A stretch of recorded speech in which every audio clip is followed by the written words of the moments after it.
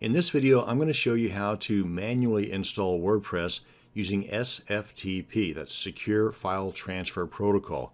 And I'm going to be using FileZilla, which is a free FTP client that you can get at filezilla-project.org.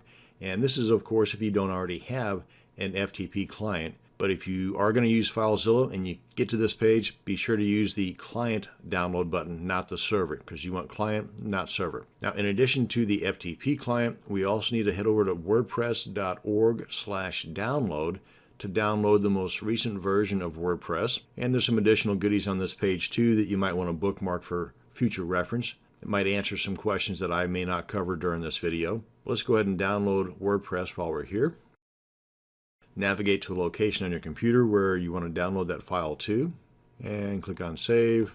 That downloads it because it's only about 7 megabytes, so it shouldn't take too long. And let me give you a quick overview of what we're going to be doing here. We're downloading WordPress, which we've just done, and we want to unzip that download file, and I'll show you that here in just a second, because we want to upload the contents of that folder, not the folder itself. And while that's uploading to our server, we're going to create a database, and I'm going to do this using my cPanel control panel. And then once we build our database and we've got the files uploaded, we need to connect the two, and we do that through the install path, and we're going to demonstrate that here in just a second.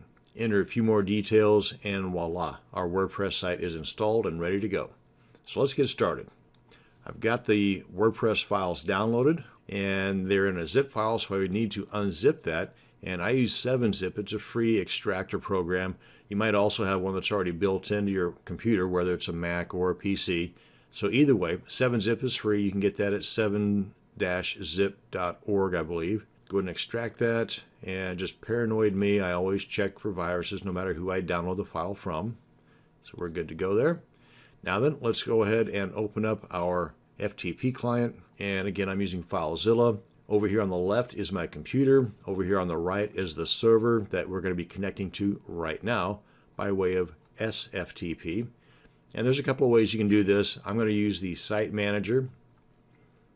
And I've already got mine set up. And I went to New Site, entered this name, and then entered the information over here on the right, like the host name, the port, change the default FTP to SFTP, change the default anonymous to normal, and entered the user and the password. Now, if you don't know what this stuff is, go ahead and contact your hosting service and ask them. Tell them what you're doing. You're installing WordPress on your server, and you're using SFTP on FileZilla. What's the host name, the port, the username and password that I need to enter into those boxes to get connected? And also, while you have them on the line or on the email, ask them what the database host name is. I'll get to that here in just a second, but that is something you're going to need to know when installing WordPress. So go ahead and ask them while you got them if you need to contact them for this information. And then once all the T's are crossed and the I's are dotted, usually, by the way, the port is 22. If it does not work, because it doesn't always work for me, I would just need to contact the hosting service and ask them what's the port for a secure connection. Click on Connect. And if all goes well, then over here on the right, you'll see the stuff that's inside of my server. Now, I'm going to be installing WordPress on the root directory, which in my case is public_HTML. I'm just going to double click on that, and here's where my files are going to go.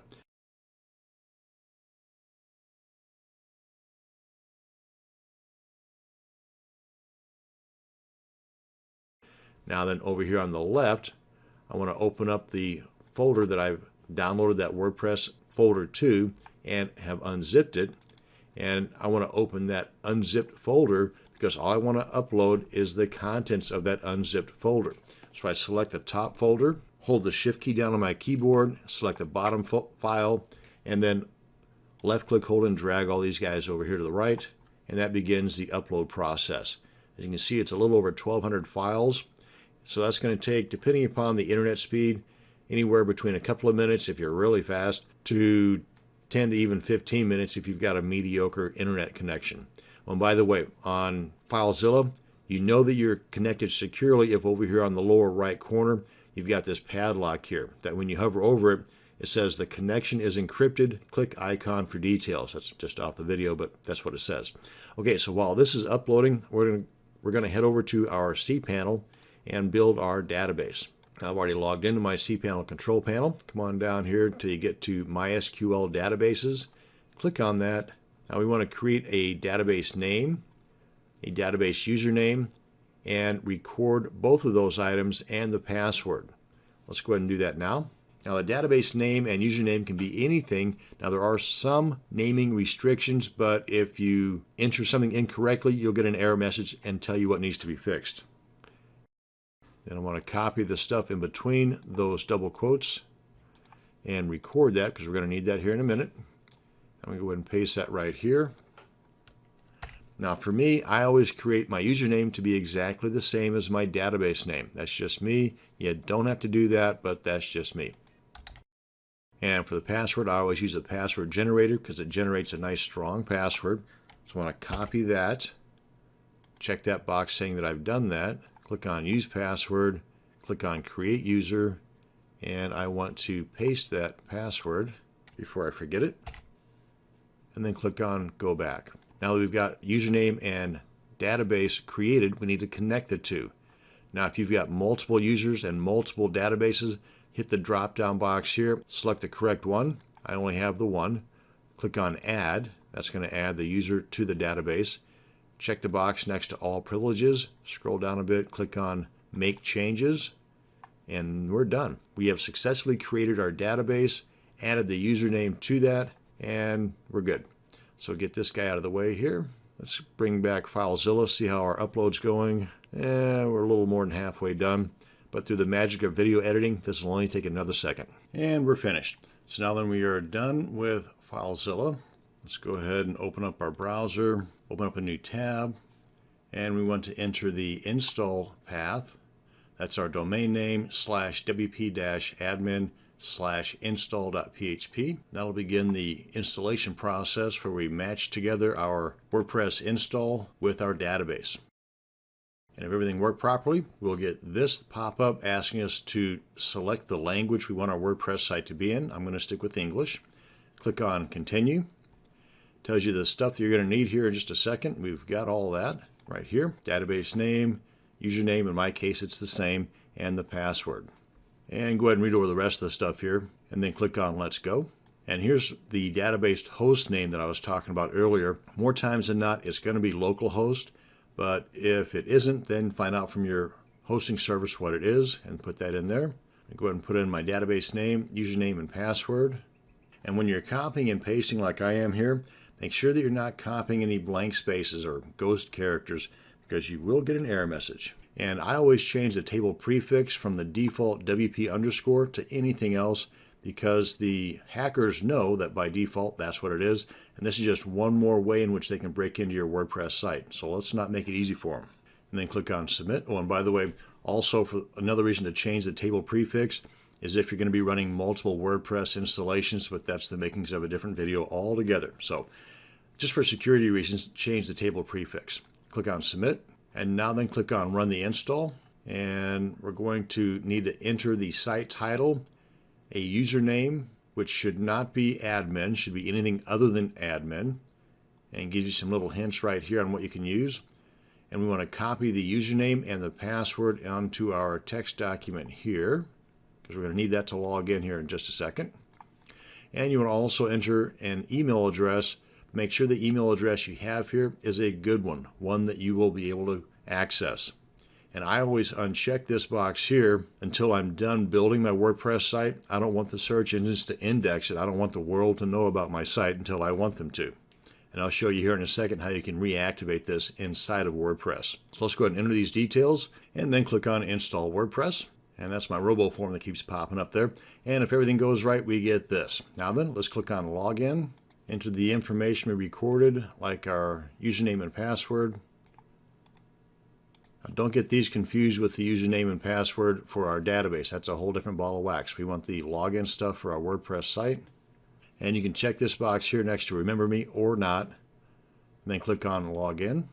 And this is our WordPress site. This is the admin area or the dashboard area of our WordPress site. Now we come on down here to Settings, Reading, And once you've got your WordPress site all built up and prettied the way you like it to be, and then untick this box here for search engine visibility.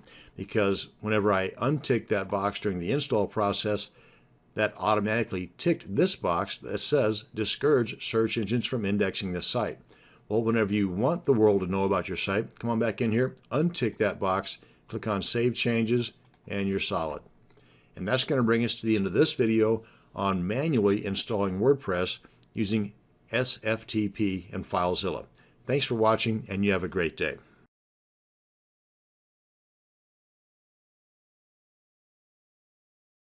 In this video, I'm going to show you the easy way to install WordPress onto your server using what's called a one-click installation program. And technically it does take more than one click, but it's a heck of a lot easier than doing it the manual way. Anyway, I've already logged into my cPanel control panel. Let's go ahead and scroll down here a little bit until we get to the Software and Services module. And this is the program I'm going to be demonstrating on, and this is called Softaculous. There's actually several different programs similar to this. Another one might be Installatron or Simple Scripts. They all do pretty much the same thing, and that is make installing applications a lot easier on your server. So let's go ahead and click on Softaculous to open that up. And we want to install WordPress. You can see over here all the different applications that can be installed using this type of method, that being a couple of clicks and you're done. But we want to click on WordPress. That'll bring us to the overview page. You can read up on the program here and all the other technical stuff related to WordPress, features, screenshots, demos, and so on. But we want to click on Install. And if you have an SSL certificate assigned to your domain, you might want to hit the drop down here and choose the HTTPS protocol, but I'm going to stick with the HTTP. And if you have multiple domains, you might want to hit the drop down box here and choose the one you want to install this WordPress site on. I'm going to leave it at that. And if you want to install WordPress on a subdirectory named WP or blog or members or whatever, then just type the name in here. And as it says here, that directory cannot exist because this program will automatically create that directory and install WordPress inside of that directory. I myself am going to install it on my root directory, meaning that to get to my WordPress site, all you have to do is type in the domain name and boom, you're right there on my WordPress site. Now, that said, you can do both. You can install WordPress on your main domain, then come back in here and install another WordPress site inside of a subdirectory on that domain. For that matter, you can do it multiple times, but that's the makings of a different video altogether. So for now, I'm just going to leave that blank. Come on down here to database settings. I am going to change the table prefix to something other than the default WP underscore for security reasons, because any hacker that's worth his salt knows that the default table prefix is WP underscore, and that just gives them one more way in which they can break into your site. Now I've got this text document here I'm going to be copying and pasting stuff onto, like the username and password, for example, to be able to log into our WordPress site here in just a second. The site settings, the site name and description, you can enter that here. I'm going to leave this alone for now. You can change this inside of the WordPress admin area and to the admin account where you create your username and your password to be able to log into your site. You do not want to have admin as your username, so change that to anything other than admin. And the password, you want this to be a nice strong password. You can use this key over here to help you out. That'll just generate a random string of text like uppercase, lowercase letters, numbers, special characters, and this gives you a 60 out of 100 in strength. To increase that, just start adding additional characters. I'm going to go ahead and copy and paste this onto my text document over here. And the admin email, you want to make sure that this is a working email address that you have access to. Then choose the language you want your WordPress site to be in. And under Select Plugins, Limit Login Attempts has not been updated for a couple of years, but it's a solid layer of security to be added to my WordPress site, because basically it helps prevent people from guessing repeatedly your username and your password until they actually break into your site. So I'm going to go ahead and check that box to have that plugin automatically installed. Now, this option is not available on all one-click installation programs, so you might want to note this particular plugin so that after your WordPress site is installed, you go ahead and install and activate this plugin as well. Now, under Advanced Options, just go ahead and click on that to open it up. You can change the database name here if you want. I'm going to leave it alone. Then you have these other options here where you can disable update notifications, auto upgrade. Check that box to automatically upgrade your core WordPress install. Same with the WordPress plugins and themes that are also installed on your site. I myself leave these unchecked. This is a personal preference. I would much rather be a little more in control of how things are done on my site than just to have them automatically done, but that's totally up to you. Automated backups and backup rotation. If you are not using a third-party backup program, then this is a good tool to have in place. Depending upon the amount of content that you add to your site on a regular basis, you may want to choose backup once a day, once a week, or once a month. And if you do, then you have this backup rotation. 4 is a good number to go with.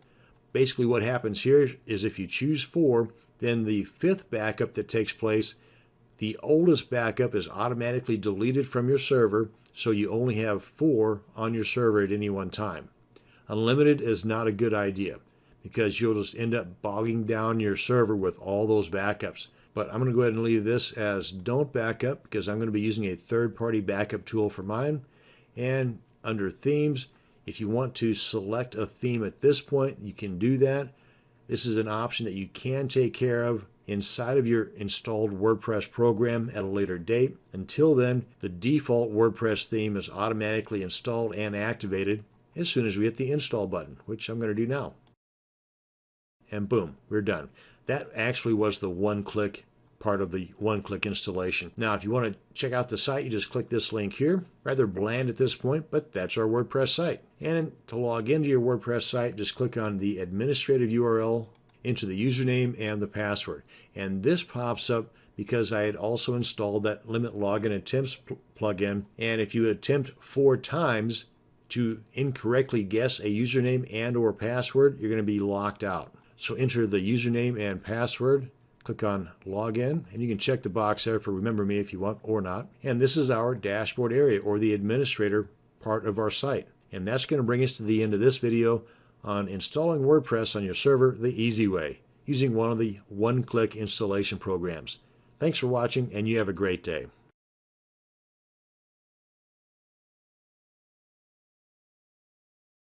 One way to help keep your WordPress site secure is to only use secure file transfer when transferring files to and from your WordPress site. Now, if you are manually installing your WordPress site using an FTP client, kind of like FileZilla, like what I'm going to be demonstrating with here, then only use SFTP. That's S as in secure, FTP.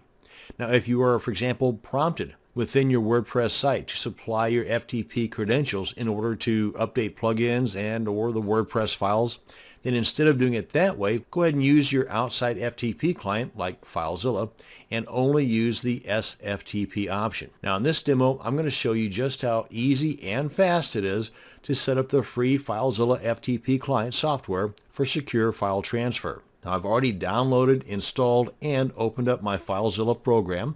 Come on up here to File. Oh wait, before we do that, let me bring in my handy dandy little timer here. Show you just how fast it is of that easy and fast part I was talking about. Come on up here to File, go to Site Manager. I'm going to go to New Site. And you don't really have to do it this way, but I'm going to keep things permanent in here, at least for this demo. So I'm going to go ahead and give this one a name. And you can name it whatever you want. And over here, put in your host name. Now, if you were given a host name like ftp.mydomainname.com or whatever, or www, then you do not want to put in any prefix. You want to leave off the ftp dot or the www dot and only put in the domain part .com or .net or whatever your host was. And this is information you get, by the way, from your web hosting service when you first purchase your hosting account. Now under port, this is where it got a little hairy for me. I put in port 22. That's what you're supposed to do with secure transfer or for the SFTP. But that did not work for me, so I contacted my hosting company, which is what you want to do if it doesn't work for you. And they told me, well, for me, I need a different number, 7978. Now here under protocol, hit that drop down, go to SFTP, and the rest of the stuff here is just like you would normally log in to your normal FTP account. Under login type, I'm going to go with normal, And under user and password, just put in the username and password that was given to you by your hosting account. And that's what I'm going to do now, copying and pasting. Now, whenever you're copying and pasting like I do, then you want to make sure that you're not adding any additional white marks or blank spaces to the beginning or to the end of that password or username.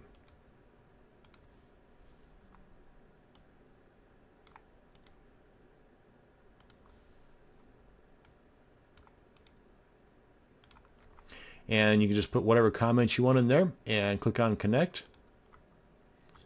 And you'll know that you're connected securely by down here in the lower right corner, you'll see a little padlock there. And that is how quick and easy it is to set up your secure file transfer, or SFTP, using the free FileZilla FTP client. Thanks for watching, and you have a great day.